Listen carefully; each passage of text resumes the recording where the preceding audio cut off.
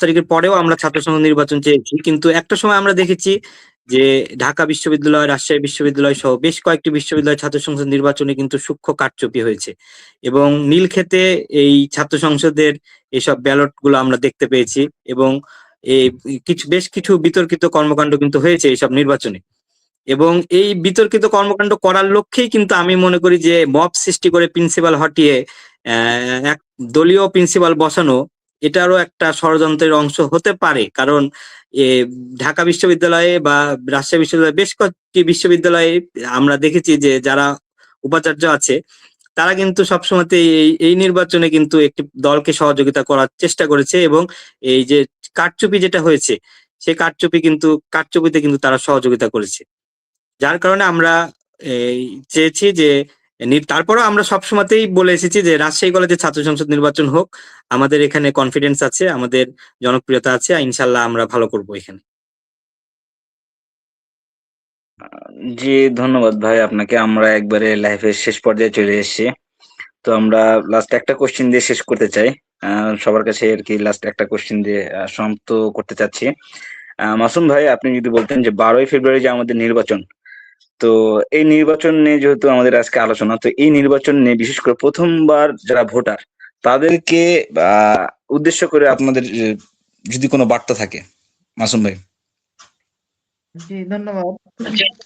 নির্বাচন আগামী যে 12ই ফেব্রুয়ারি আমাদের যে জাতীয় নির্বাচন, আমাদের এখানে বড় একটি অংশ কিন্তু তরুণ ভোটার রয়েছে। এবার দীর্ঘদিন যারা ভোট দিতে পারে নাই, আমি তাদের কাছে বলতে চাই যে বাংলাদেশের যে রক্ত ঝরেছে 2000-এর অধিক ভাইয়ের জুলাই বিপ্লবে, তাদের রক্তের বদলা যদি নিতে হয় তাহলে আগামী ন্যায় এবং ইনসাফ ভিত্তিক রাষ্ট্র পরিচালনা করার কোনো বিকল্প নাই। যদি ন্যায় এবং ইনসাফ ভিত্তিক রাষ্ট্র পরিচালনা করতে হয় তাহলে তরুণদের সৎ এবং যোগ্য নেতৃত্ব বেছে নিতে হবে। ভোট একটা হচ্ছে মানুষের আমানত। এই ভোটের মাধ্যম দিয়েই কিন্তু নেতৃত্ব উঠে আসবে। আমরা এমন মানুষকে আগামী নির্বাচনে জয়ী করব যারা হাজার হাজার শত শত কোটি টাকা যেন লোন নেয়ার মাধ্যম দিয়ে দেশের অর্থ যেন নষ্ট না করে, বেগম পাড়ায় যেন বাড়ি না করে, দেশের সম্পদ যেন দেশেই থাকে। তাদেরকে উদারতা আহ্বান করব যেন সৎ, দক্ষ এবং দেশপ্রেমিক যারা মানুষ, বাংলাদেশী পন্থী যারা মানুষ, তাদেরকে যেন তারা নির্বাচিত করে এবং আগামীর বাংলাদেশ যেন ন্যায় এবং ইনসাফ ভিত্তিক যেন প্রতিষ্ঠিত হতে পারে। তার জন্য যোগ্য ব্যক্তির কোনো বিকল্প নাই। যোগ্য ব্যক্তিকেই ভোটের মাধ্যম দিয়ে নির্বাচিত করে দেশ এর এবং দেশের সার্বভৌমত্ব রক্ষার উদারতা আহ্বান করব তাদেরকে।